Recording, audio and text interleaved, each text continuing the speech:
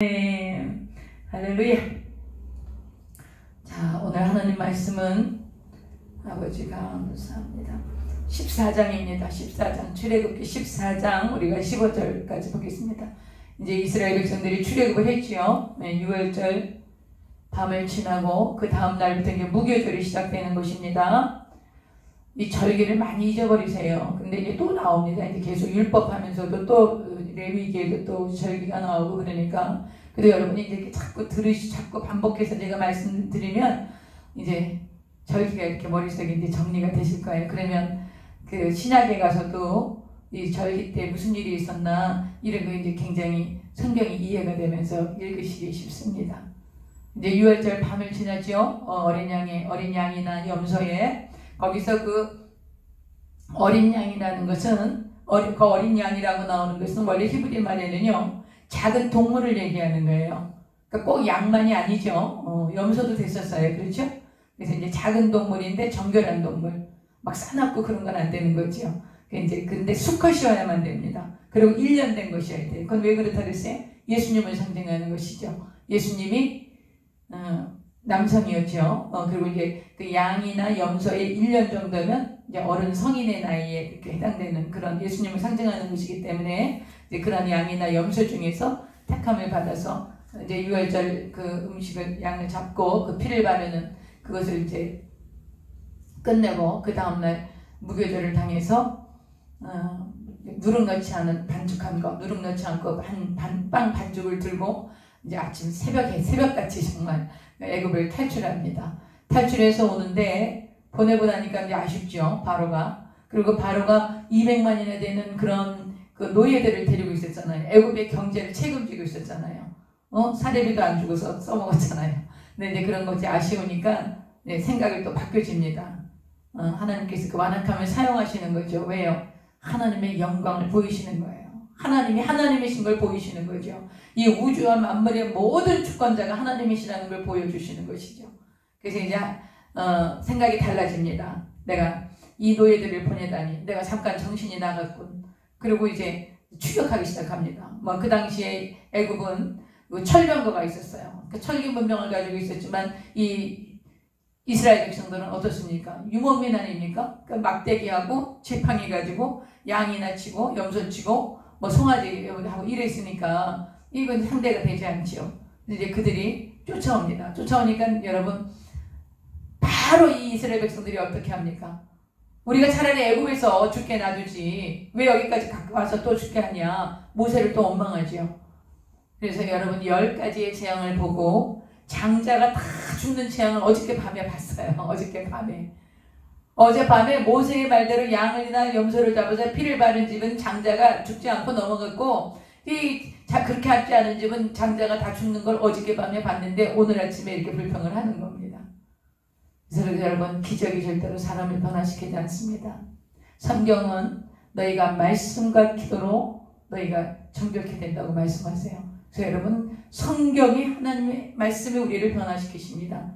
그래서 성경을 여러분이 공부하기로 작정하신 건 너무너무 잘하신 것이죠. 그래서 막 불평하니까 그때 이제 모세가 13절에 얘기하셨죠. 모세가 백성에게 이르되 너희는 두려워하지 말고 가만히 있어서 오늘 야훼께서 오늘 너희를 위하여 행하시는 구원을 보라. 너희가 오늘 본 애굽 사람을 영원히 다시 보지 아니하리라. 야훼께서 너희를 위하여 싸우시리니 너희는 가만히 있을지니라. 이렇게 하면서 이제 홍해를 가르시는 역사가 오늘 지금 이 시간 나타나는 것입니다. 하나님께서 어떻게 이스라엘 백성을 위해서 싸우시는지, 이 이스라엘 백성을 위해서 싸우셨던 그 하나님, 저와 여러분을 구원하신 우리 주 예수 그리스도, 그분이 지금도 저와 여러분을 위해서 싸우고 계시다는 거죠. 하나님께서 우리가 상상할 수 있는 방법, 하나님께서 우리가 생각해낼 수 있는 방법으로 우리를 구원하시잖아요. 우리의 일을 해결하시잖아요. 여러분 그걸 꼭 기억하세요.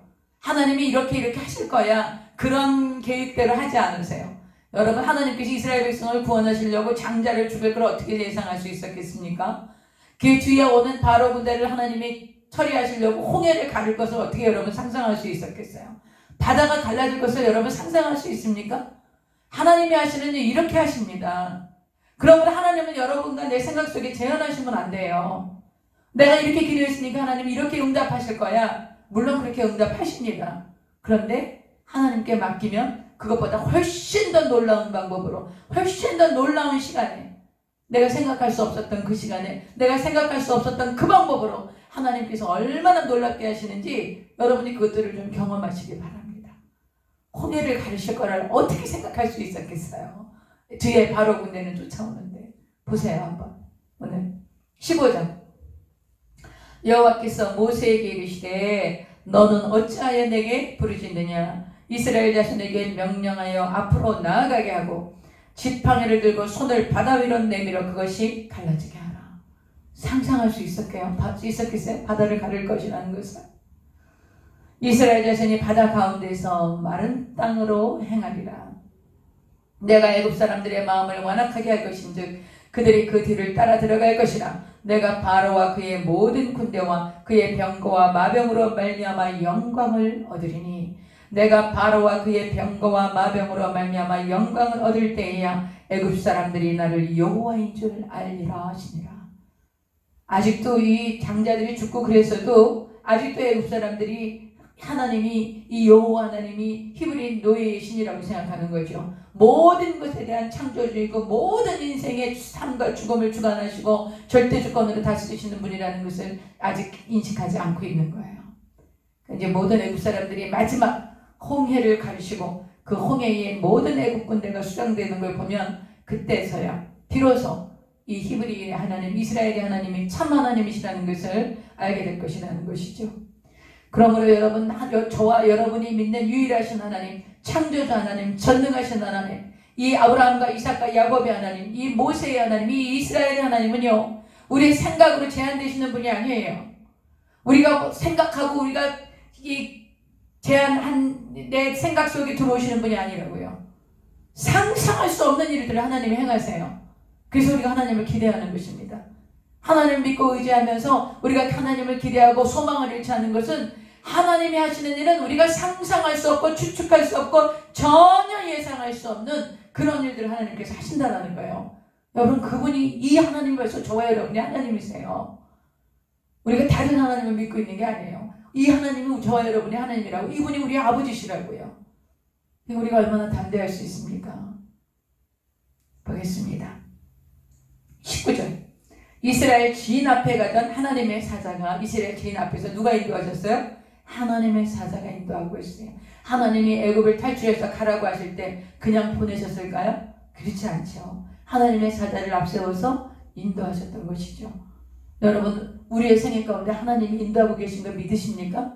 이건 내가 의도했던 바가 아니야. 그리고 내가 생각했던 것이 아니야. 때로는 또 내가 하나님께 이렇게 내 길을 이렇게 인도해달라고 기도하고 있는데 하나님이 전혀 이런 방법, 내가 기도했던 것과 전혀 아닌 그런 방법으로 내 길을 인도하실 수도 있지요.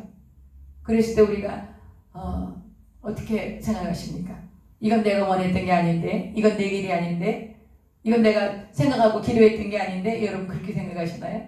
여러분, 우리의 생애가 우리 주 예수 그리스도로 말미암아 저와 여러분이 구원을 받아 하나님의 자녀가 된 이상 하나님께서 우리의 길을 앞서서 인도하고 계시다는 거예요. 그래서 저와 여러분이 하나님을 신뢰하고 주님이 인도하시는 길로 가겠다고 믿음으로 고백하고 순종하면 하나님이 인도하시는 그 길이 가장 좋은 길인 것입니다. 우리가 막 결정하죠. 우리가 이제 신앙이 어릴 때는 내가 막 결정해요. 하나님 이렇게 해주시고요, 저렇게 해주시고 막 그래요. 아이들이 선물 사줄까? 그렇게 데리고 가면 어떡합니까? 자기가 눈에 보이는 거 막 다 사달라고 그러죠. 보이는 거 사달라고 그러지 정말 좋은 게 뭔지 모르기 때문에. 그래서 부모님들이 그거보다 이게 훨씬 더 좋은 거야, 그랬고 그걸 주려고 그러면 받습니까? 안 받습니까? 안 받죠? 끝까지 자기가 갖고 싶어 하는 것 같지요? 우리가 그렇습니다. 우리가 신앙이 어릴 때는 하나님 이거 좋은 거니까 나한테 이거 좋은 것 같아요, 이거 주세요, 그리고 막 고집 피우죠. 그런데 이제 나중에 보니까 아이고 이거보다 하나님께서 더 놀라운 걸 예비하고 계셨어. 그리고 때로는 그걸 안 주시죠. 안 주시고 그때 안 주셔서 낙심해 또. 이거 하나님 내가 이렇게 기도했는데 왜 이거 응답 안 하세요? 그렇게 하고서는 낙심해요. 낙심하는데 나중에 보면 안 주신 게 더 잘 된 거야. 그런 거 많이 경험하시죠? 그때 기도 응답 안 하시고 이때 하신 게 더 잘 된 거예요. 여러분, 그런 일들이 얼마나 많습니까? 우리 신앙생활 중에. 그 강영호 목사, 강영호 그분 아시죠? 시각장애로 이제 미국에서 그 오바마 정권 때 그 장애인 차관보까지 하셨던 그분이요. 그분이 그 시각을 읽고서 축구공의 시각을 읽고서 제일 먼저 찾아왔던 게 이제 그 불광동 그 대조동 순복음교회에 와서 조용기 목사님한테 와서 기도해달라고 왔었대잖아요. 눈 뜰 수 있을까 싶어서. 근데 그분이 고백하는 거죠. 만약에 내가 그때 눈을 떴다면 자기는 지금 이렇게 안마사 그리고 뭐 아니면 뭐 노동이나 해서 겨우 밥이나 먹고 살고 가난을 면치 못하고 살았을 것입니다. 그러나 하나님 그때 눈을 안 뜨게 해주신 거예요. 그래서 눈을 안 뜨고 장애자가 돼 있으니까 그 지금 부인 되시는 그 사모님이 숙대 다니는 여대생인데 자원봉사를 하러 오신 거예요. 시각장애인들을. 그 자원봉사는 하면서 그분을 보필하게 되고 이제 그분을 공부를 시키는 거예요. 점자를 가지고. 여러분 우리가 만납니다. 이 만남이 그렇게 중요합니다. 그 만남을 누가 인도하십니까? 하나님이 인도하십니다. 그래서 여러분 믿음의 사람, 경건한 사람, 하나님의 사람들을 만나는 그런 만남의 축복을 위해서 여러분 늘 기도하셔야 돼요. 하나님 제가 정말 믿음의 사람들, 하나님을 경외하는 사람들, 그런 사람들 만나도록 저의 만남을 축복해달라고. 그리고 또 나를 만나는 사람이 그런 은혜를 받아야죠. 나를 만나는 사람이 나 때문에 피곤하고 골치 아프고 아주 그냥 나를 보면 이렇게 마음이 어렵고 그런 사람이 되면 안 되겠지요. 그럼 나를 만나는 사람도 나로 인해서 진짜 격려를 받고 이렇게 세임을 얻고 예수 그리스도께로 인도함을 받는 어떤 그런 내가 복이 있는 사람이 되어야 되는 것도 맞고요. 그리고 복 있는 사람들, 이런 경건한 하나님의 사람들 만나면 여러분 특히 자녀들을 위해서 그거 많이 기도하셔야 합니다. 자녀들을 위해서 아이들 특히 어린 자녀들이 있거나 어린 손주, 손녀들이 있으면 선생님 잘 만나는 거. 여러분 선생님 잘못 만나면 그 아이의 일생을 좌우합니다. 그러니까 정말 예수님을 믿고 하나님을 경외하는 그런 선생님, 또 인격이 훈련하시고 또 사명감을 가지고 자녀들을 가르치시는 그런 선생님들, 그런 선생님을 만나도록 여러분 기도 많이 하셔야 돼요. 여러분 우리가 하나님께서 우리의 일생에 앞서서 행하시기 때문에 저와 여러분이 결정하고 선택한 것이 뜻대로 안 될 수도 있어요. 그래도 여러분 낙심하지 마세요. 왜 그래요? 하나님께서 더 좋은 것으로 예비하고 계신데 우리가 그건 모르는 거야. 그러나 시간이 지나고 나면 알게 되죠. 그래서 신앙에 이런 연륜이 참 필요한 이유가 이렇게 이제 나이를 먹고 60이 지나고 이러면 그동안에 하나님께서 행해서 오셨던 일들이 이렇게 확신을 가지고 이야기할 수가 있습니다.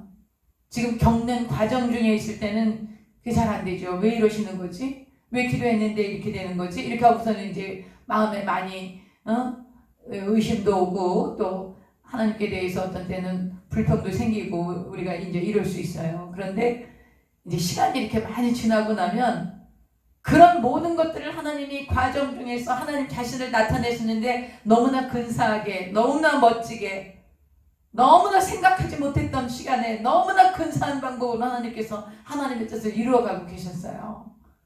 그러니까 여러분 오늘도 지금 뒤에서 애국 군대가 막 600대의 병거를 타고 그 병사들이 다 쫓아오고 있는 거예요. 최강의 부대죠. 그런데 이 오합지졸 같은 노예상화만 했던 이스라엘 백성들 얼마나 두려웠겠어요. 근데 누가 이끌고 가셨어요? 하나님의 사자가 이끌고 앞서서 가셨던 거죠. 19절 이스라엘 진 앞에 가던 하나님의 사자가 그들의 뒤로 옮겨 가매 구름기둥도 앞에서 뒤로 옮긴 거예요. 앞에서 구름기둥으로 인도하셨던 구름기둥이 뒤로 가니까 애국 군대가 오다가 구름기둥에 딱 막힌 거죠. 기가 막히시죠? 하나님께서 하시는 일이. 20절 애굽 진과 이스라엘 진 사이에 이르러서니 저쪽에는 구름과 흑암이 있고 이쪽에는 밤이 밝음으로 밤새도록 저쪽이 이쪽에 가까이 못하겠더라. 하나님께서 이렇게 행하십니다. 여러분 저와 여러분을 이렇게 보호하신다는 거 여러분 잊지 마세요. 아무리 힘들고 어렵고 복잡한 일이 있고 이거 도저히 안 풀릴 것 같은 그런 아주 극단적인 상황이 온다 할지라도 저와 여러분을 하나님이 이렇게 지키고 계십니다. 확신을 하세요. 하나님이 이런 하나님, 이 하나님 내 아이 하나님이야. 나를 예수 그리스도로 말미암아 갑자기 하신 내 아버지시오. 나는 이 하나님 나의 하나님이야. 여러분 그런 마음, 그런 믿음으로 어떤 상황에도 뒤로 물러서지 말고 연약해지지 말고 의심하지 말고 믿음으로 담대하게 그렇게 승리하셔야 합니다. 우리 그렇게 해서 출애굽기 배우는 거예요. 말씀을 그래서 보는 거예요. 우리 혜진 자매님 이렇게 리액션 해주셔서 제가 참 힘이 납니다. 고맙습니다. 자, 그 다음 보겠습니다. 이제 못 오는 거예요. 그러니까 이제 하나님이 어떻게 하시나, 바다를 어떻게 가르시나 보세요. 21절. 모세가 바다 위로 손을 내밀매 야훼께서 큰 동풍이 밤새도록 바닷물을 물러가게 하시니 물이 갈라져 바다가 마른 땅이 된지라. 바다 속을 아주 마른 땅으로 만드신 거죠. 21절. 이스라엘 자손이 바다 가운데를 육지로 걸어가고 물은 그들의 좌우에 벽이 되니 애굽 사람들과 바로의 말들 병거들과 그 마병들이 다 그들의 뒤를 추격하여 바다 가운데로 들어오는지라. 얼마나 천천히 지나가겠습니까? 빨리 못 가겠죠, 이스라엘 백성들은. 그러나 이 사람들은, 예국 군대들은 병거 타고 오니까 얼마나 빨리 들어오겠어요. 그러나 하나님께서 완전히 이스라엘 백성들이 다 애국 강을 이 홍해를 건너갈 때까지 하나님이 보호하시는 것이죠. 24절. 새벽에, 그래서 이 일이 새벽에 일어납니다. 홍해가 갈라진 게 새벽입니다. 그래서 목사님들 여러분께서 새벽에 기적이 일어납니다. 새벽에 홍해가 갈라졌고 그 여리고성이 무너진 것도 새벽입니다. 그러니까 여리고성이 새벽에 무너졌습니다. 그러니까 새벽 기도 하십시다. 새벽에 우리가 기적이 일어납니다. 그런 얘기 하시는 거 여러분 많이 들으셨을 거예요. 근데 실제로 새벽이 집중이 잘 됩니다. 우리가 그 세상 것들을 대하기 전에 제일 집중이 잘 되는 게 새벽 시간입니다. 벌써 눈 뜨고 사람들하고 얼굴 대하고 말하고 이렇게 하고 나면 벌써 이렇게 흐트러집니다. 그래서 여러분이 새벽 시간이 좋은데 그렇다고 출근하고 너무 육신이 피곤하고 그런데 또 꼭 새벽을 또 그렇게 주장할 필요는 또 없습니다. 여러분이 나는 좀 밤이 편하다. 그럼 모든 일과를 마치고 지금 이런 시간에 9시간 내내 우리가 성경을 공부하고 이렇게 한 다음에 한 10분, 20분이라도 이 말씀을 놓고 기도하고 또 나라와 민족을 위해서, 가족들을 위해서 이 말씀 끝나고 여러분이 밤에 기도할 수도 있고요. 그래서 꼭 새벽을 주장하실 필요는 없다고 생각합니다. 저는 우리가 육신이 연약하면 연약한 대로 내가 기도할 수 있는 시간을 정해서 그 시간에 내가 하나님께 집중하는 것이 중요한 것이지 새벽 아니면 안 된다고 이렇게 해서 어떤 그런 올무에 잡혀서 그렇게 자유하지 못하게 그렇게 하지는 마십시오. 한밤중에 여러분 기도할 텐데 또 어떤 분은 이렇게 얘기하더라고요. 밤 12시 기도라 그러면서 꼭 12시에 기도해야 되는데 그러면서 밤에는 마귀들이 극성을 떠니까 그 12시에 기도하면 마귀를 이길 수가 있다고. 여러분 그런 거는 조금 생각을 하셔야 돼요. 그럴 수도 있겠죠. 밤에 악한 영들이 활동하기가 좋으니까 그럴 수도 있을 거예요. 그러나 악한 영이 아무리 활동하기 좋은 시간이라 할지라도 우리 안에 계신 예수님이 더 크십니다. 세상에 있는 자보다 크십니다. 그러므로 마귀는 우리가 두려워할 자는 아니에요. 마귀는 예수님의 이름 앞에 꼼짝하지 못합니다. 왜 마귀가 우리를 우습게 봅니까? 두려워하기 때문에 그렇습니다. 두려워하지 마시고. 마귀는 두려워할 자가 아니에요. 여러분 나사렛 예수님의 이름으로 떠나가라 그러면 그냥 즉시 떠나갑니다. 좀 안 떠나가는 거, 좀 머물러 있는 것들이 있을 수 있어요. 그러나 결국 떠나가게 됩니다. 왜 그렇습니까? 그 귀신들, 그 악한 영들의 가장 우두머리인 사탄의 머리가 깨어진 것입니다. 사탄의 머리를 예수님이 깨뜨리셨어요. 부활하셔서 죄로 말미암아 이 사탄이 우리를 주장하는 게 뭡니까? 우리에게 권세를 가지고 있는 게 뭡니까? 죄로 말미암아서 우리에게 권세를 가지고 우리를 도둑질하고 죽이고 멸망시키거든요. 근데 이 죄 문제가 우리가 해결이 된 거예요. 죄 문제가 어떻게 해결됐습니까? 죄의 삭시 무엇입니까? 사망입니다. 죽어야 되는 것입니다. 근데 우리가 죄 때문에 죽은 겁니다. 누가 죽었습니까? 예수님께서 대신 죽어주신 것입니다. 그 죽어주신 그 능력, 그 증거가 뭡니까? 보혈입니다. 그리고 그 죽어주셨다는 걸 확증해 주시는 게 무엇입니까? 부활입니다. 부활하신 거예요. 그래서 죽음의 권세를 깨뜨리신 거예요. 죄의 권세를 완전히 깨뜨리신 거예요. 그러니 마귀가, 사탄이 우리에게 이제 권세가 있습니까? 우리가 예수님 부활하신 능력으로 우리가 구원받아서 하나님의 자녀가 되었기 때문에 사탄이 우리에게 권세가 없는 겁니다. 우리를 만질 수 없는 것입니다. 우리가 사탄을 두려워하지 말아야 되는 것입니다. 여러분 이것을 알고 절대로 두려워하지 마세요. 어떻게 해요? 마귀가 우리를 공격할 수 있는 무기가 뭐예요? 죄예요. 근데 죄가 해결됐지요? 완전히 해결됐어요. 죄값인 사망을 예수님이 담당하시고 십자가에 죽으셔서 모든 죄를 사하시고 죄 사함을 우리에게 있어. 나 이제 우리 죄 사함 받아서 얼마나 기쁜, 우리 그런 찬양 많잖아요. 우리 죄 사함 받아서 우리가 이제는 하나님의 자녀가 됐다고. 그러니까 죄를 가지고 마귀가 우리를 공격하지 못해. 정죄하지 못해. 그래서 우리가 마귀를 두려워할 필요가 없는 거예요. 그래서 여러분 자꾸 마음에 막 짐을 가지고 두려움을 가지고 정죄함을 가지고 마귀를 인정하고 환영하고 모셔들고 의지하면 안 돼요. 마귀가 들어올 수 있는 길이 뭐예요? 자꾸 정죄하는 거야. 나는 죄인이야. 난 용서 못 받아. 아이고 내가 이렇게 죄졌는데 용서받을 수 있을까? 막 이런 정죄. 그리고 습관적으로 알면서 죄 짓는 거야. 의도적으로. 그건 좀 곤란합니다. 의도적으로 습관적으로 반복적으로 짓는 죄는 왜 그러냐? 이거 회개가 안 돼. 여러분 이거 회개가 안 돼요. 내가 하나님 뜻대로 살려고 했는데 넘어졌어요. 이거는 회개 막 마음이 아파서 가만히 있을 수가 없어요. 그래서 막 회개하게 되거든요. 그런데 의도적이고 습관적으로 반복적으로 짓는 죄들이 있어요. 근데 이런 거는 이제 회개하려면 정말 기도 올라가야 돼. 가서 몇 날 며칠 금식하고 그리고 정말 간절히 하나님께 정말 매달려서 하나님 내가 이 죄를 끊을 수 있도록 도와달라고. 특히 중독 같은 거야. 이거 굉장히 안 끊어집니다. 이 중독의 영이 굉장히 강합니다. 아주. 그리고 이게 한 번에 들어오는 게 아니에요. 중독의 영이. 이게 중독을 끊으려면 죄사함 받은 걸 먼저 인정을 해야 되고요. 죄사함 받은 내가 예수님이 내 죄 때문에 내가 용서함 받았어. 더 이상 죄가 나를 주장할 수 없어. 그러면 악한 영은 떠나가라고. 여러분이 그 죄사함의 그 은혜를, 그 진리를 여러분이 받아들인 후에 계속 영적 전투를 해야 되는 거예요. 어떻게? 난 죄사함 받았어. 더 이상 내 안에 죄가 왕노릇할 수 없어. 예수님이 나의 왕이야. 예수님이 나의 주님이셔. 그래서 계속 그렇게 기도하면서 쫓아내야 돼요. 이거 오래 걸립니다. 중독 치료하는 거 정말 오래 걸립니다. 어떤 분은 이 남성 이분이 목사님이셨습니다. 우리나라 분은 아니고 인도에 계신 목사님이셨는데 이분이 이제 성중독이에요. 여러분 남자분들이 성중독이 많습니다. 목사님들 중에도 이제 그런 분들이 있으셨어요. 근데 이제 이분이 막 선교도 가고 사역도 잘해. 기타도 잘 치고 찬양도 잘하고 인도 분이에요. 인도 분. 아주 능수능란하게 이제 못하는 게 없으신 분이에요.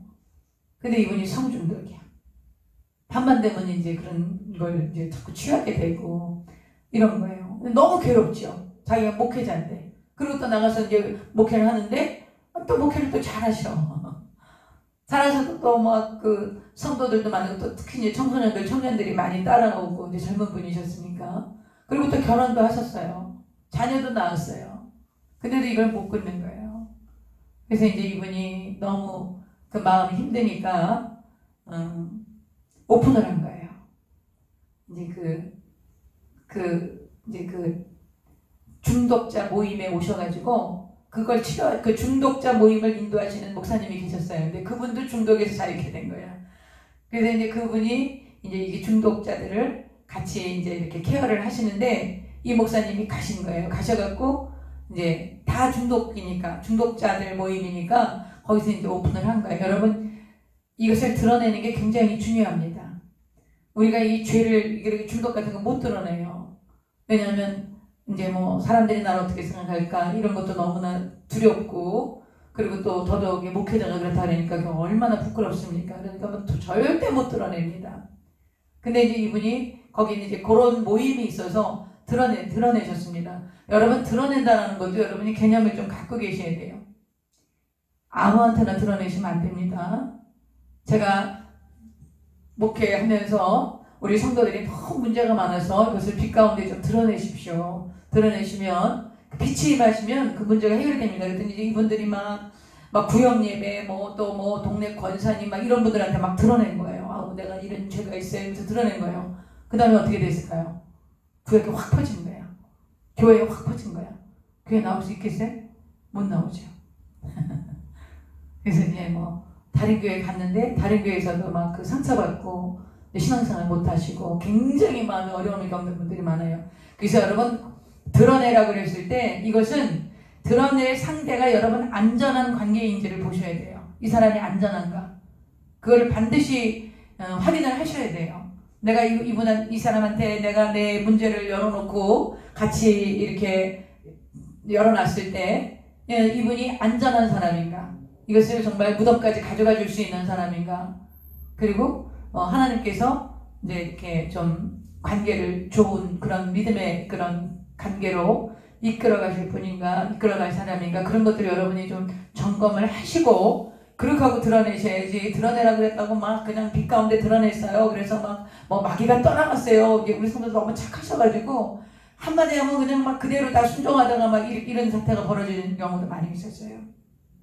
그렇게 하시지 말고 이제 이제 이런 문제, 특히 중독 같은 거 이런 문제를 드러낼 때는 안전한 사람에게 드러내셔야 돼요. 이걸 내가 드러내도 이제 보호해주고 이렇게 인도해줄 사람이라고 여러분이 확신이 있을 때 그때 드러내셔야 되는 거예요. 그래서 여러분이 그런 모임이나 그런 인간관계를 가지고 있으면 굉장히 여러분 행복한 사람인 것이죠.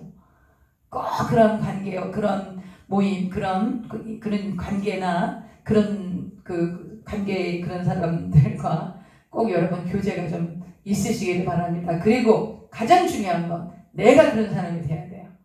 누가 나한테 와서 자기 문제를 드러내고 자기 아픔을 드러냈을 때 그것을 끝까지 비밀을 보장해 줄 것. 두 번째, 가르치지 말 것. 우리 굉장히 가르치는 걸 좋아하거든요.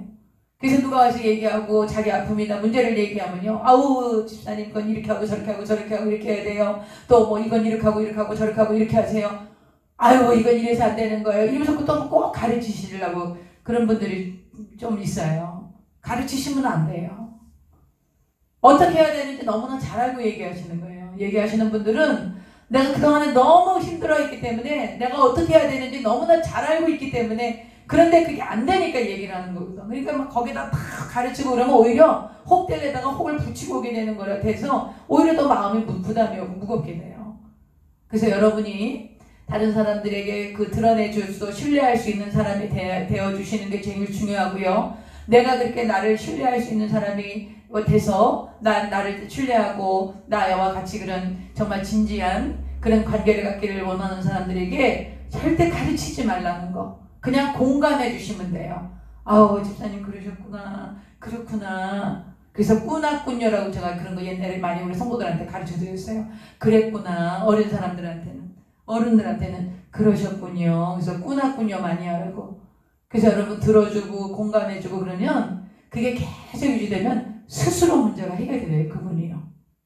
그래서 이제 그 인도 목사님 제가 얘기할게요. 이분이 이제 이제 모임에 이제 갔습니다. 그 중독자 모임에 가갖고 이제 얘기를 한 거예요. 제가 이렇게 이제 이런 중독이 있습니다. 얘기를 하니까 그 옆에 있던 목회자 모임이에요. 이게 옆에 있던 목사님이 사실은 저도 그렇습니다. 그리고 이제 거기 모인 분들이 결국 다 이야기를 하는데 보니까 다 그런 그 중독의 문제가 있는 거예요. 약간의 방법들은 다 틀릴지라도. 그러니까 이제 그거를 다 드러내놓고 이제 자기 혼자만 그런 줄 알았는데 이제 다른 분들도 같이 그런 아픔들이 있고 이제 그런 죄 때문에 막 시달리고 이제 이런 게 있으니까 그걸 가지고 이제 같이 기도를 하시면서 하나님께 도와달라고 기도를 하시면서 이제 매주 일주일에 한 번씩 만나서 한 주 동안 어떻게 지냈는지 그걸 다시 이제 오픈을 하는 거예요. 이 작업을 이 중독자 모임을 이제 한 달, 두 달, 석 달, 6개월 이렇게 하고 나니까 그 행동을 반복하지 않는 거예요. 반복하지 않고 그리고 반복하지 않다 보니까 굉장히 마음이 편안해졌지요. 자신감도 생기고. 그리고 나서 이제 1년, 2년 이렇게 지나고 나서 이분들이 그 중독에서 자유케 되어져요. 여러분 금방 안 됩니다. 왜냐하면 왜 안 되냐 그러냐면 이게 금방 된 것 같은데 다시 돌아가는 거야. 그러니까 완전히 끊어질 때까지는 이게 그렇게 만만치가 않은 거예요. 그래서 이제 이분들이 뭐 보통 3년, 4년 이렇게 그 중독자 모임을 갖고 완전히 끊어지고 정말 성령으로 충만하게 되니까 이분들이 다른 분들을 프로세스하는 거예요. 다른 분들을 이제 이렇게 돌보게 되는 그런 일들을 하시는 데서 그래서 여러분 제가 왜 이 말씀을 드리냐, 이 금방 안 끝난다는 거예요. 이 죄 문제가 특히 이 중독의 문제가.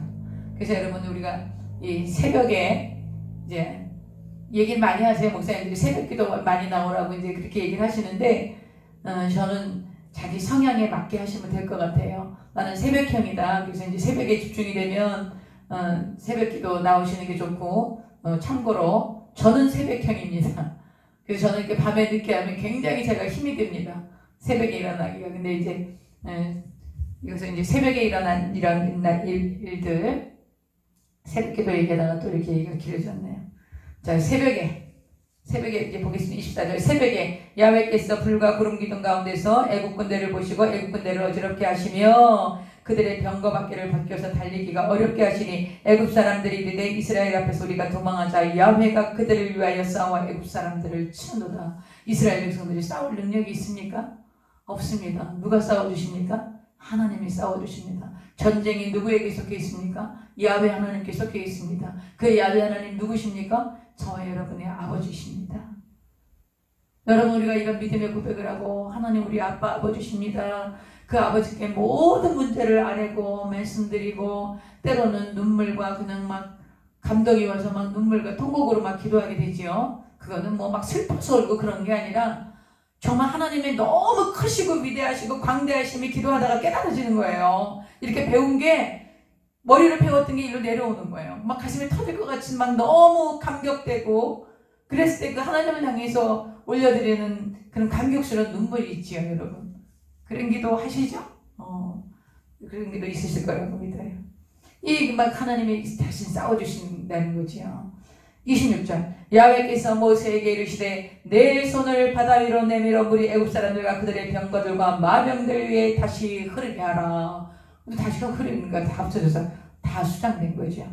27절 모세가 곧 손을 바다 위로 내밀매 새벽이 되어 바다의 힘이 회복된지라 애굽 사람들이 물을 거슬러 도망하나 야훼께서 애굽 사람들을 바다 가운데 엎으시니 물이 다시 흘러 병거들과 기병들을 덮되 그들의 뒤를 따라 바다에 들어간 바로의 군대를 다 덮으니 하나도 남지 아니하였더라. 다 죽은 거지요. 29절 그러나 이스라엘 자손은 바다 가운데를 육지로 행하였고 물이 좌우의 벽이 되었더라. 이렇게 해서 하나님이 자기 백성을 구원하셨습니다. 그날에 야훼께서 이같이 이스라엘을 애굽 사람의 손에서 구원하시매 이스라엘이 바닷가에서 애굽 사람들이 죽어있는 것을 보았더라. 이스라엘이 야훼께서 애굽 사람들에게 행하신 그 큰 능력을 보았으므로 백성이 야훼를 경외하며 여호와와 그의 종 모세를 믿었더라. 이렇게 성경이 기록하고 있습니다. 여러분, 이것이 지금 우리가 이제 이게 성경 우리 그대로 그냥 우리는 성경 그대로 봅니다. 근데 이제 여러분이 다른 데 뭐 가거나 또 어떤 목사님, 다른 목사님 말씀을 들으면 막 이것이 이제 신화라고 그러고 이거는 이스라엘 백성들이 만들어낸 이야기야. 자기네들 이스라엘 백성들이 그리고 우리나라 시조가 단군이라 그러면서 단군 신화 만들지 않았습니까? 그것처럼 이스라엘 백성들이 자기 민족의 기원을 만들기 위해서 만들어낸 얘기야. 이렇게 말하는 신학자들이 많습니다, 여러분. 그런 신학자들한테 배운 목사님들이 또 그렇게 가르칩니다. 여기 하나님이 말씀하신 율례와 규례와 법도 이런 거는 우리가 지켜야 되지만 이건 신화라는 거예요. 이거는 그냥 이런 자기네들이 어떤 그런 우리 단군 신화 같이 그렇게 신화라고 얘기하는 사람들이 있어요. 그러면서 또 뭐라 그러냐면 이 홍해가 바다가 아니라 갈대숲이라는 거야. 갈대숲. 이 히브리 말이 갈대숲이라는 의미입니다. 그러니까 갈대숲에 이스라엘 백성들이 건너간 것이지 하나님이 홍해 바다를 건너지 않았다는 거예요. 어떻게 바다를 가릴 수가 있냐는 거죠. 말이 안 된다는 거죠. 여러분, 말이 안 되지. 어떻게 홍해 바다를 가릴 수가 있겠습니까? 말이 안 되죠. 그러니까 이제 이런 인본주의 신학자들, 인본주의의 그런 목사님들이 이거는 그냥 신화로 자기네들이 조상들이 이렇게 자기네 민족사의 그 민족의 근원을 이렇게 기록해 놓은 신화다. 이렇게 얘기하면서 이거를 성도들한테 이야기를 합니다. 이제 기적이 아니라 신화다 이거지요. 근데 이제 그렇게 하니까 또 어떤 분이 그러셨대잖아요. 그럼 그 갈대숲에 그래서 이스라엘 백성들, 노인들, 여자들, 아이들 거기 다 그렇게 건너오고 그랬는데, 아니 그러면 애굽의 병정들이 그 병거 타고 말 타고 지나가다가 어떻게 거기 그 갈대숲에 빠져서 죽냐고. 그게 더 기적이라고. 사람들은 다 연약한 사람들 다 건너왔는데 거기 빠져 죽은 그 아주 그 최정예, 애굽의 최정예 부대가 빠져 죽은 게 더 기적이 아니겠냐고 그런 얘기를 이제 했다는 얘기 여러분도 많이 들으셨을 거예요. 여러분 성경에 나타나는 이런 기적과 표적, 여러분 이 기적을 하나님 지금 왜 나타내셨습니까? 10번의 재앙을 왜 나타내셨습니까? 하나님이 하나님이심을 드러내셔야 되는 거예요. 왜 그래요? 이 애굽 사람도 이 이스라엘 민족도 하나님이 어떤 하나님이신지 모르는 거예요. 아브라함과 이삭과 야곱의 하나님으로만 알고 있는 거예요. 애굽에 750개의 신이 있었다 그럽니다. 그 750개의 신 중에 여호와 신도 하나 있는 걸로 생각했던 거예요. 유일하신 하나님, 창조자 하나님이신 걸 몰랐던 거예요. 그러니까 하나님만이 유일하신 하나님이시고 애굽의 모든 신들을 하나님이 창조하시고 하나님이 다스리시는 절대 주권자이신 하나님, 창조주이신 하나님, 유일하신 하나님, 그 하나님이시라는 것을 하나님께서 보여주시기 위해서 이 10가지 재앙을 내리셔야 했던 거죠. 그리고 이 바다를 하나님 가리셔야 했던 거예요. 그래서 하나님의 영광을 나타내시고 내가 이 하나님이라 너희 하나님이라는 거, 내가 이런 하나님이라는 걸 하나님이 보여주시고 히브리인들도 교육하고 애굽 백성들에게도 보여주시기 위해서 하나님이 이런 그 기적과 표적들을 나타내신 것이죠. 이걸 보고서 신하라고 그러면 그 하나님이 깨달아지겠습니까? 하나님이 윤리와 도덕만 얘기하시는 하나님이시라면 여러분 그러면 공자, 맹자와 뭐가 다를 게 있습니까? 그렇지 않다는 거예요. 여러분 우리가 성경을 왜 배웁니까? 하나님을 경외하기 위해서 배우는 것입니다. 하나님 어떻게 경외합니까? 하나님 어떤 분이신지를 알아야지 경외할 수 있습니까? 있는 것입니다. 여러분 하나님 이런 분이십니다. 창조자 하나님이시고 인간을 지으시고 타락하고 범죄한 인류를 향해서 여자의 후손을 보내줄 걸 약속하시고 여자의 후손을 보내주시기 위해서 사람들을 계속 택하시고 그 택하신 사람 중에 아브라함과 이삭과 야곱에게 약속하신 것을 이루시고 그 이스라엘 백성들을 애굽에서 430년 동안에 돌아오게 하셨다는 그 언약을 지키시고 그리고 430년 동안 다 잊어버렸어. 하나님 어떤 분이신지 몰라. 그러니까 그 애굽 왕에게 이스라엘 백성들에게 하나님 그 여호와 하나님 바로 나야. 아브라함과 이삭과 야곱의 하나님 바로 내가 이런 하나님이야. 그 하나님 자신을 드러내셔야 했던 거죠. 그렇게 해서 10가지 재앙을 드러내시고요. 나는 스스로 있는 자라고 모세에게 말씀하시고요. 오늘 바다를 가로서 홍해를 갈아서 그 마른 땅을 건너게 하셨던 그 살아계신 하나님, 그 하나님이 저와 여러분의 하나님이라고요. 근데 이 하나님을 신화 속에 가두려고 그래. 여러분 이게 얼마나 사탄이 얼마나 지금 인본주의를 가지고 우리의 신앙을 도적질하고 죽이고 멸망시키는지 모르고 얼마나 거짓말을 하는지 모릅니다. 거기에 속으시면 안 돼요. 우리 성경 그대로 믿습니다. 성경 그대로 하나님 홍해를 지금 이게 지금 애굽을 탈출한 것도요 3가지 경로가 있다 그래요. 사실은 제가 오늘 이 지도를 이렇게 띄울 수 있는 그 어저께 어떤 우리 아주 이런 데 능통하신 목사님이 오셔서 가르쳐 줬는데 제가 하다가 잘 못했어요. 제가 오늘 밤에 다시 한번 해보겠습니다. 내일 그 지도를 띄울 수 있을지. 그 홍해 애굽에서 이스라엘 지금 가나안 땅으로 가는 출애굽한 경로가 3군데가 있다고 합니다. 그래서 북방 경로가 있고 중앙으로 가는 경로가 있고 지금 우리가 얘기하는 거는 3번째 홍해를 건너가서 간 거예요. 이것이 이제 가장 보편적인 그런 이제 견해입니다. 그래서 이제 이 홍해를 건너갔다는 것에 대해서 그렇게 말이 많은 거예요. 홍해가 아니라 갈대숲이었다. 그런 갈대숲이었으면 어떻게 이스라엘 애굽 병정들이 죽을 수 있는가? 이것이 또 말이 안 되는 것이죠. 그래서 굉장히 많은 학설들로 인본주의로 이 홍해 사건을 어떻게든지 희석하려고 하는 게 이게 사탄이 계획하는 것입니다. 그러므로 저와 여러분은 성경을 보실 때 하나님이 행하신 일을 그대로 보세요. 그대로 보시고 이 하나님, 우리 하나님, 내 아버지 그리고 이 하나님께서 지금도 여전히 동일하셔서 저와 여러분의 삶 속에 놀라운 일들을 행하실 수 있는 것입니다. 여러분 하나님이 이 모든 인류의 법칙, 자연의 법칙을 하나님이 만드셨어요. 하나님이 만드신 법칙입니다. 그 법칙을 깨뜨리실 수 있는 누구세요? 하나님 한 번만 그 법칙을 다스릴 수 있어요. 그러므로 하나님께서 그 법칙을 다스리시는 것을 우리는 그것을 기적이라고 얘기하지요. 물로 포도주를 만드시는 거야. 그리고 날 때부터 소경된자 하나님 예수님께서 진흙을 이겨갖고서는 눈에 바르시죠? 그게 뭐 했던 거예요? 눈을 만드신 거예요. 요한복음에 나오죠? 눈을 만드신 거야. 날 때부터 소경돼서 하나님이 하나님의 영광을 나타내려고 그런 거야. 이 사람이 아픈 건 하나님의 영광을 나타내려고 하는 거야. 하나님 예수님 그렇게 말씀하시죠? 그러면서 그냥 가서 눈을 뜰지어다 이렇게 안 하세요. 다른 사람은 그렇게 했어요.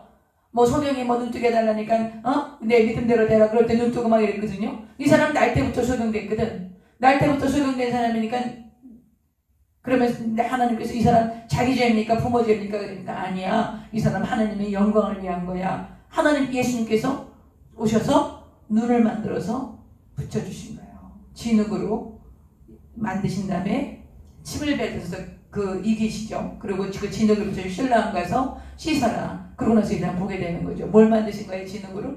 날 때부터 없었던 그 사람의 눈을 만드셔서 예수님이 누구시라는 거, 창조주시라는 거, 우리를 지으신 분이시라는 거, 그걸 나타낸 거예요. 그 나면서부터 소명된 사람.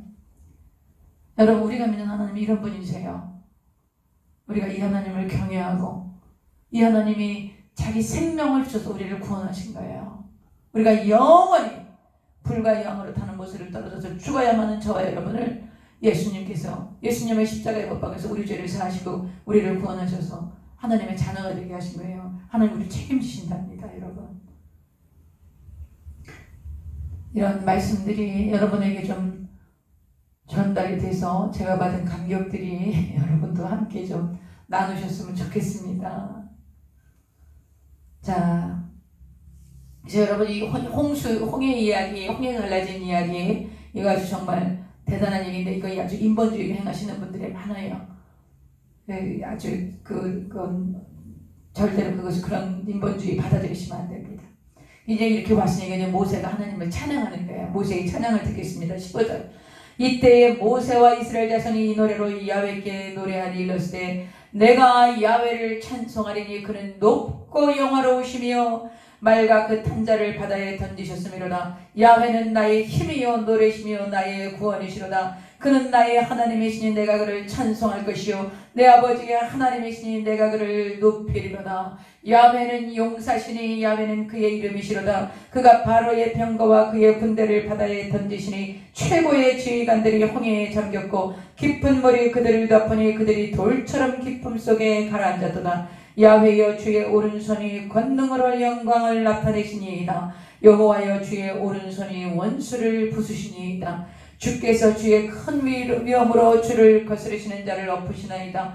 주께서 진노를 말하시니 그 진노가 그들을 지푸라기같이 사르니이다. 주의 콧김에 물이 쌓이되 파도가 언덕같이 일어서고 큰 물이 바닷 가운데 엉겨나이다. 원수가 말하기를 내가 뒤쫓아 따라잡아 탈취물을 나누리라. 내가 그들로 말미암아 내 욕망을 채우리라. 내가 내 칼을 빼리니 내 손이 그들을 멸하리라 하였으나 주께서 바람을 일으키심에 바다가 그들을 덮으니 그들이 거센 물에 납같이 잠겼나이다. 야훼여 신중에 주와 같은 자가 누구니까? 주와 같이 거룩함으로 영광스러우며 찬송할 만한 위엄이 있으며 기이한 일을 행하는 자가 누구니까? 주께서 오른손을 드신즉 땅이 그들을 삼켰나이다.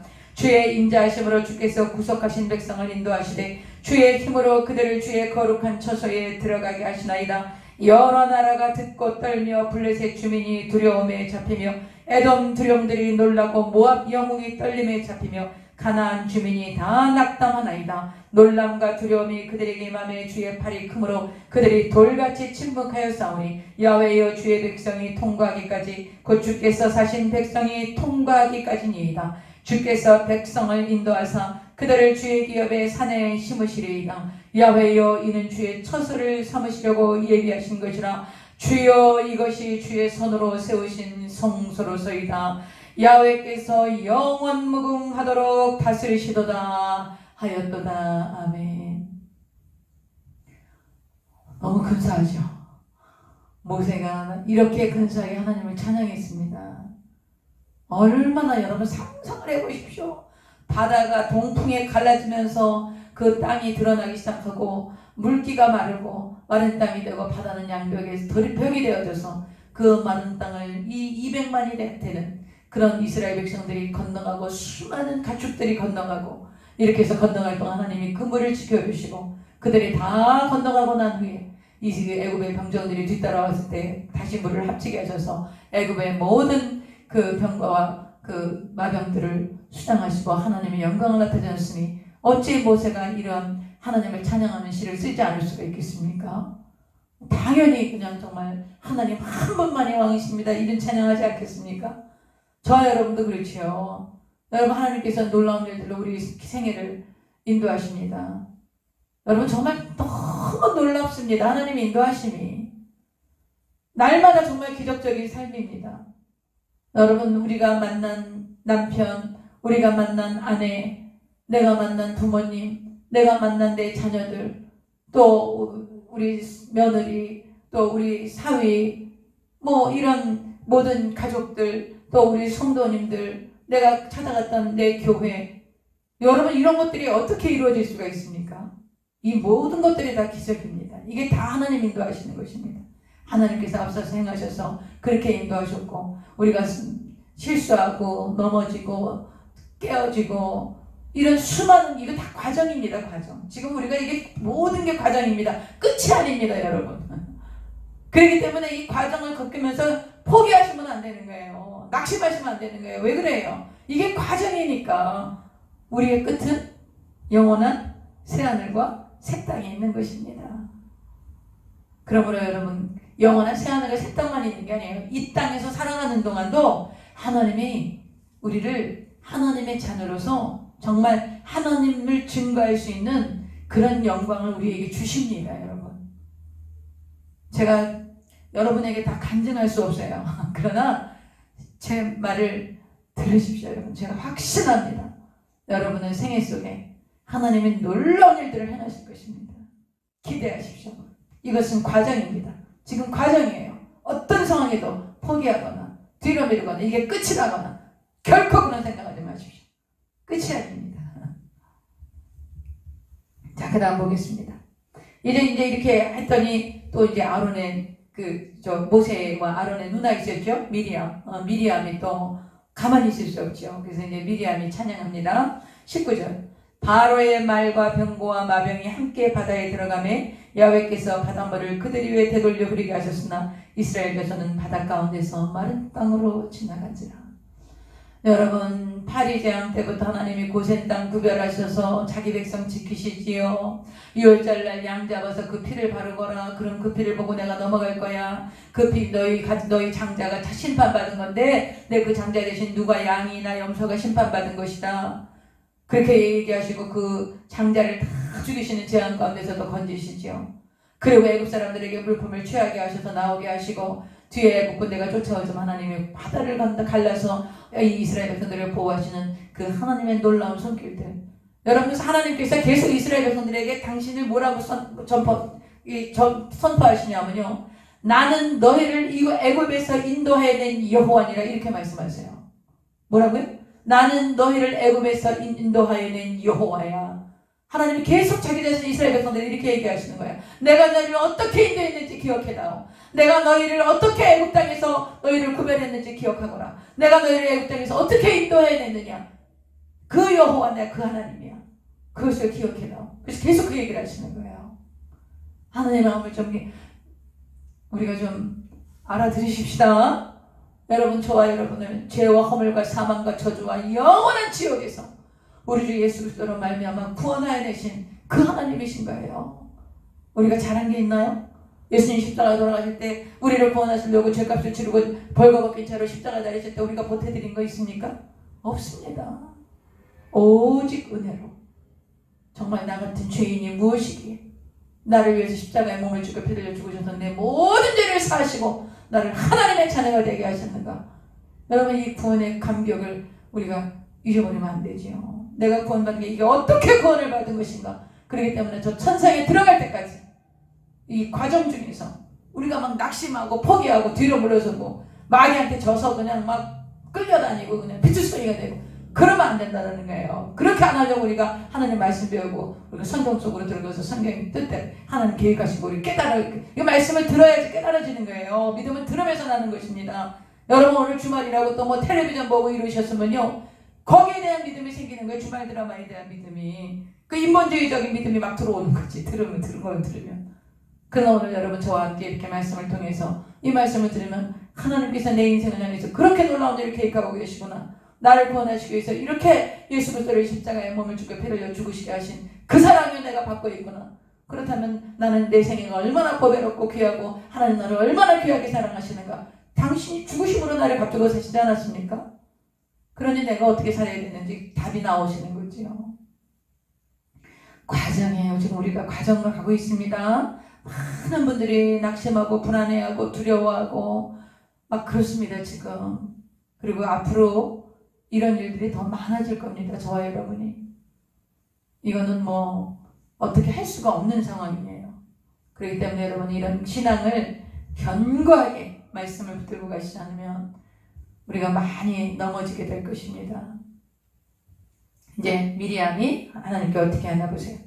20절 아론의 누이 선지자 미리암을 여기다 누구라고 했어요? 선지자라고 했어요. 그러니까 미리암도 이제 여성으로 선지자로 하나님께 쓰임 받은 것입니다. 그래서 이제 아론의 누이 선지자 미리암이 손에 소고를 잡매 모든 여인도 그를 따라 나오며 소고를 잡고 춤추니 미리암이 그들에게 화답하여 이르되 너희는 야훼를 찬송하라. 그는 높고 영화로우시며 말과 그 탐자를 바다에 던지셨음이로다. 아멘. 이렇게 찬송을 했습니다. 이제 보세요. 그렇게 하고 나왔는데 얼마 지났냐? 사흘 지났어. 사흘. 여러분 이 기적들이 이 10가지 재앙이 연속적으로 막 계속 나타난 게 아니라 한 1년여 정도 이렇게 계속 나타났답니다. 이제 학자 교수님들이 이제 말씀하시는 것은 이것이 막 단번에 막 연속적으로 일어난 게 아니라 이 10가지 재앙이 일어났던 기간이 약 1년 정도 걸린답니다. 왜냐하면 우박이나 또 보리 필 때라든지 뭐 이런 말씀이 나오죠. 시기가. 그래서 이런 시기를 보면 거의 1년 정도 걸리면서 애굽 땅에 10가지 재앙을 내리셨던 거예요. 그런데 이제 그 10가지 재앙을 봤지요. 그리고 좀 전에 뭘 봤습니까? 이렇게 찬양하기 전에 하나님께서 홍해바다를 가르신 사건을 봤지요. 그러고 나서 사흘 지났습니다. 이스라엘 백성들이 원망합니다. 보시겠습니다. 22절 모세가 홍해에서 이스라엘을 인도하며 그들이 나와서 수르 광야로 들어가는 거예요. 이제 이 지도는 제가 반드시 보여드리겠습니다. 이거 이렇게 이제 잘 배워가지고 제가 이렇게 띄우는 거를 배워서 지도를 앞으로 지도 꼭 필요하기 때문에 꼭 보여드리도록 하겠습니다. 그래서 이제 그 수르 광야로 들어가서 며칠 갔어요? 사흘길 갔어요. 사흘길. 근데 어떻게 했나 보세요.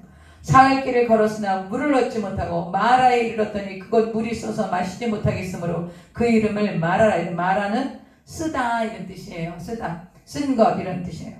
마라라 하였더라. 백성이 모세에게 원망하여 이르되 첫 번째 불평하는 거야. 이게 하나님께서 너희가 애굽에서부터 나와서 광야에서 10번이나 나를 거역했다 이렇게 얘기하시거든요. 첫 번째 불평하는 것입니다.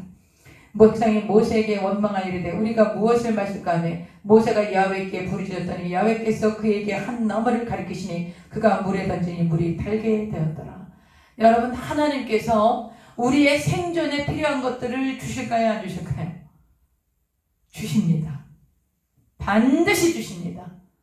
우리의 생존에 필요한 것, 우리에게 꼭 필요한 것, 물, 식량, 우리에게 필요한 것들을 반드시 주십니다. 근데 우리의 욕망을 채우실까요? 안 채우실까요? 안 채우십니다. 욕망을 채우시는 건 막 금식하고 막 기도원 가서 부르짖고 그러니까 하나님이 주세요. 근데 그 영혼은 파리하게 하신다고 시편이 기록하고 있습니다. 왜 그러실까요? 제가 이런 분도 봤습니다. 어떤 지금 이제 권사님이 되셨는데 그분이 이제 집에 이제 그 신방을 받아갔어요. 이제 신방을 갔습니다. 근데 아주 근사한 아파트 이렇게 넓은 평수에 사시더라고요. 근데 이분이 신방을 받은 이유가 뭐냐? 이 아파트를 비싸게 팔고 제가 사는 아파트는 싸게 사게 해주세요. 그런 이제 기도 부탁을 하시는 거예요. 그 기도해달라고요. 제가 해드렸어요. 근데 기도 응답하실까요? 안 하셨어요. 나중에 그분이 굉장히 어려움을 당하셨어요. 왜 어려움을 당하셨을까요? 하나님께서 혼내셨을까요? 아니요. 가르치신 거지요.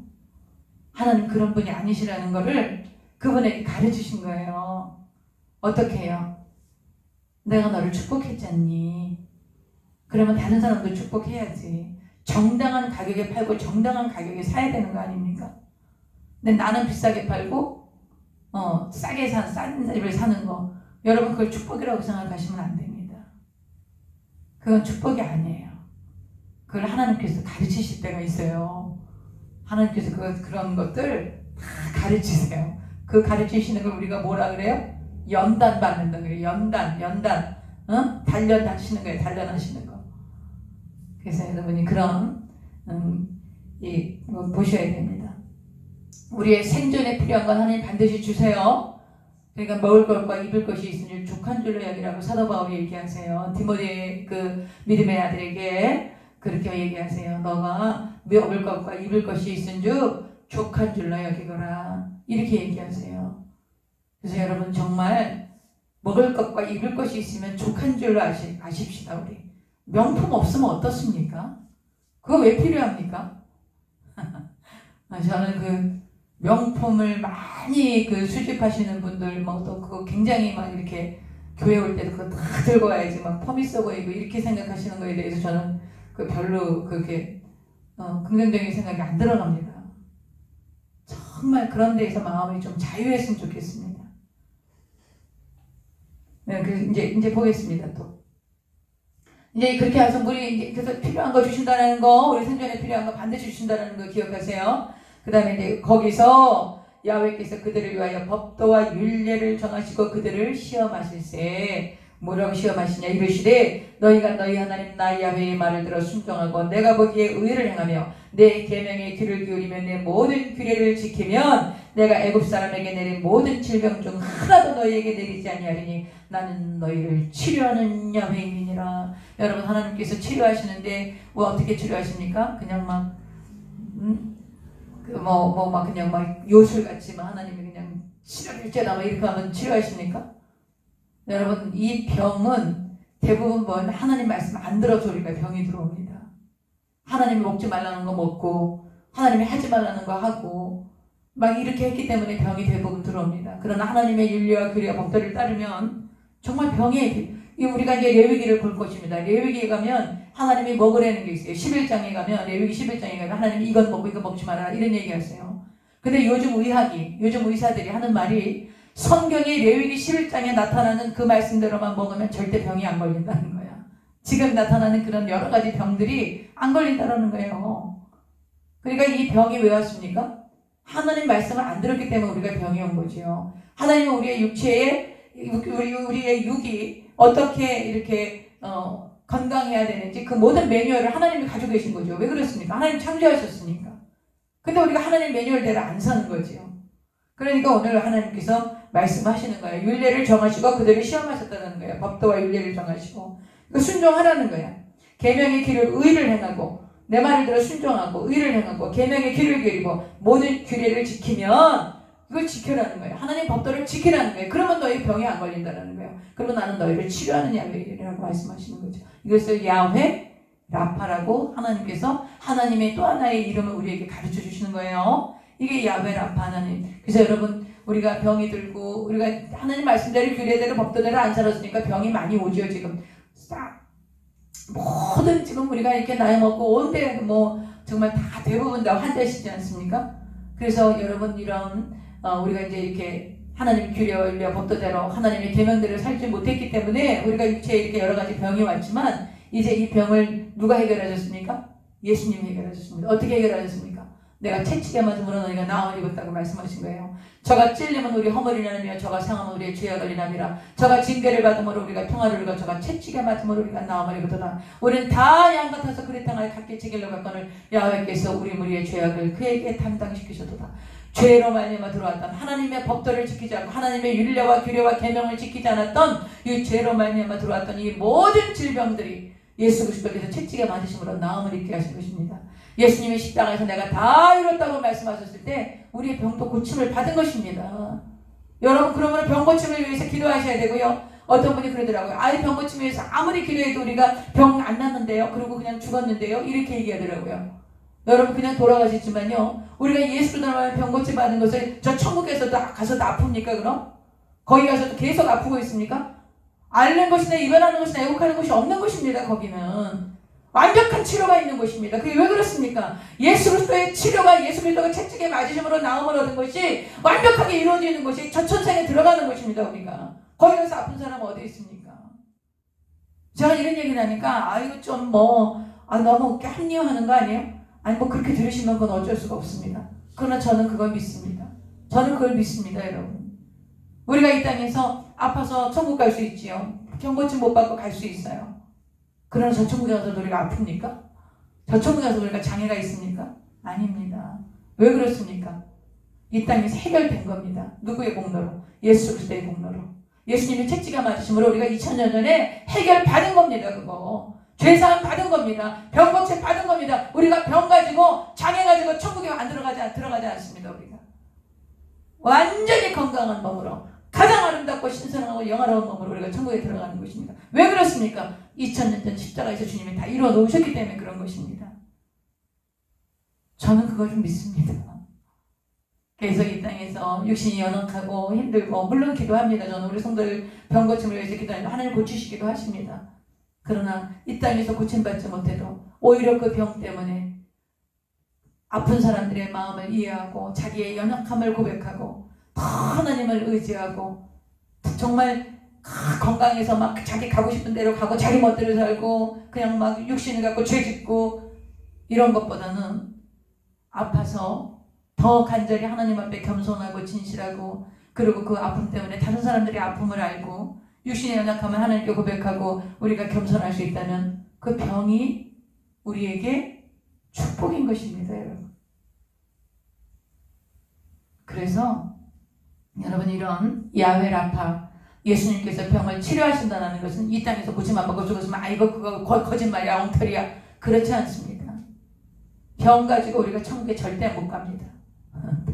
예수님이 다 청산하셨기 때문에 우리가 천국에 들어갈 때는 이 땅에서 육신의 생명이 끝나고 저 영원한 몸으로 저 하나님 나라에 들어갈 때는 모든 병이 어떤 한자도 없이 들어가는 것입니다. 그것은 왜 그렇습니까? 예수님이 채찍에 맞아 우리가 나음을 입었기 때문인 것입니다. 이 땅에서 나음을 입지 못했어도 우리는 저 천성의 아픈 몸으로 절대 안 들어갑니다. 치료받은 것입니다. 때로는 이 땅에서 여러분 병 때문에 회심하고 돌아오는 사람들이 얼마나 많습니까? 큰 소리치고 검장원이 살았는데 어느 날 갑자기 뭐 시한부 인생을 선고받고 그래서 예수님을 영접한 사람들이 얼마나 많습니까? 근데 그런 분들이 그러면 그럼 안나스님은 그냥 예수님 안 믿고 그냥 다 포기합니까? 그렇지 않지요. 그렇게 해서 예수님을 믿고 영접하고 내 인생이 어디에서 저에서 어디로 깨닫고 그리고 정말 그 하나님을 나의 아버지로 예수 그리스도 나의 구주로 영접하고 정말 천국 가실 때 너무 아름다운 모습으로 천국 가시는 그런 분들도 얼마나 많은 겁니까 우리가. 그래서 여러분이 이런 개념들을 가지고 계시고 신앙생활 하셔야 합니다. 보겠습니다. 27절 보겠습니다. 그들이 엘림에 이르니 거기에 물샘 12과 종려나무 70그루가 있는지라 거기서 그들이 그 물 곁에 장막을 치니라. 하나님께서 이제 오아시스로 인도를 하신 거예요. 그래서 오늘은 이제 14장 중반부터 15장까지만 했는데 내일 주일날도 16장을 계속하도록 하겠습니다. 여러분 이제 본교회 가서 예배 드리시고 나중에 오셔서 저희 인터넷 그 한빛 순복음을 치시면 저희 예배가 나갑니다. 그래서 이제 16장은 내일 주일날 하겠습니다. 내일 주일도 우리가 준비해야 되니까 오늘은 여기까지만 하겠습니다. 기도하겠습니다. 하나님 아버지, 우리가 우리의 짧은 생각으로 우리 어리석은 생각으로 하나님을 제한하고 또 하나님이 어떤 분이신지 잘 몰랐기 때문에 우리의 신앙이 너무 아기같이 유약하고 또 이렇게 하나님에 대한 그런 오해가 너무나도 많았습니다.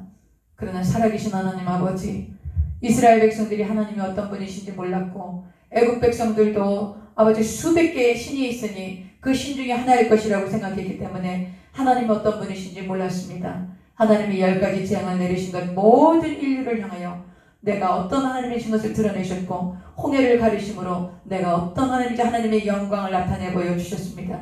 그 하나님, 동일하신 하나님, 지금도 우리 하나님이십니다. 하나님께서 역사의 절대 주권자가 되셔서 아버지 이 땅의 통치자들과 권세자들과 이 세상의 어둠의 주관자들과 하늘에 있는 악의 영들이 주관하는 이 세상을 하나님이 역사의 주권으로 지금도 다스리시고 계시고 우리 개인의 인생을 하나님이 다스리고 계시고 예수 그리스도의 법의 어렵표로 값두고 가신 하나님의 자녀들을 보호하시고 돌보시며 우리의 앞서가셔서 우리의 생애를 붙들고 계시고 하나님 아버지 고생 땅을 구별하셨던 것처럼 우리의 생애를 구별하시고 하나님 아버지 우리를 모든 병을 고치시고 우리의 모든 죄를 사하신 그 놀라우신 은혜를 십자가에서 다 이루어 놓으시고 확증해 놓으셨습니다. 그러므로 지금 우리가 아픈 곳에 손을 얹습니다. 가족들 중에 누가 아픈 사람이 있으면 아픈 곳에 손을 얹습니다. 하나님 아버지, 우리들의 질병을 주님께서 2000년 전 갈보리 십자가에서 치료하신 것입니다. 그러므로 주님 이 시간 우리를 치료하여 주시옵소서. 아버지, 아픈 곳에 손을 얹는 자마다, 믿는 자가 병든 자에게 손 얹는 나을 것이라고 하셨으니, 아버지, 손 얹는 자마다 믿음으로 얹었으니 그 믿음대로 역사하셔서 이 땅에서 강건한 삶을 살고, 아버지 하나님, 주님께서 치료자이신 것은 그 표적과 증거가 임하여서 저들이 그 표적과 증거로 오직 예수를 향한 증거할 수 있도록 증인되어지는 표적이 임하여 주시옵소서. 각자 손을 얹는 곳마다 모든 병의 세력이 떠나갈지어다. 모든 병의 근원이 떠나갈지어다. 병과 병의 그 근원들이 예수님의 이름으로 떠나갈지어다. 나사렛 예수님의 이름으로 떠나갈지어다. 나사렛 예수님의 이름으로 떠나갈지어다. 모든 병과 저주가 나사렛 예수님의 이름으로 떠나갈지어다. 모든 병과 저주가 나사렛 예수님의 이름으로 떠나갈지어다. 모든 병과 저주가 나사렛 예수님의 이름으로 떠나갈지어다. 주님, 지금 여기서 아픈 자들, 손을 얹은 자들, 아버지 하나님 문제가 있어서 가슴에 손을 얹은 자들, 주님이 치료하시고 응답하시고 주님이 앞서 행하시는 것을 이들이 경험하게 하여 주시옵소서. 치료를 경험하게 하시옵소서. 그리하여서 그 표적을 가지고 증인되어지게 하시옵소서. 예수 그리스도의 이름으로 하나님의 영광만을 나타내게 하시옵소서. 하나님의 살아계심을 증거하게 하여 주시옵소서. 아버지, 열가의 죄악으로 애굽을 아버지 심판하셨던 그 하나님, 아버지 홍해를 가르쳤던 그 하나님이 우리 하나님이신 것을 만민에게 증거할 수 있도록, 아버지, 우리 주 예수를 보내서 우리를 구원하신 하나님의 놀라우신 은혜와 십자가 대속의 은혜를 증거할 수 있도록 이들에게 예수님의 흔적이 임하여 주시옵소서. 예수님의 흔적을 가지고 일생을 살아가도록 성령 하나님 이 시간에 아픈 곳에 손을 얹는 마다 치료하여 주시옵소서. 치료하여 주시옵소서. 주님이 살아계셔서 지금 이 시간 치료의 능력을 베푸시고 홀로 영광을 받으심을 믿습니다. 악한 영 흑암의 권세를 예수의 이름으로 결박하오니 우리의 모임 가운데 일절 뜻하지 못하게 하여 주시옵시고, 아버지, 우리가 말씀을 배우고 하나님을 경외함으로 이 믿음의 여정을 끝까지 충성되이 주님을 사랑하며 갈 수 있도록 보혜사 성령님 동행하여 주시옵소서. 예수님의 이름으로 기도드립니다. 아멘. 아멘. 내일이 주일입니다. 5번째 주일이 있어서 이번 5월달이 그네요. 내일 주일 잘 은혜롭게 또 우리 하나님을 예배하십시다. 오늘도 승리하셨습니다. 내일은 16장부터 또 여러분이 출애굽기가 아주 기가 막힌 말씀들이 우리가 많습니다. 우리 하나님의 은혜를 감사하십시다. 할렐루야.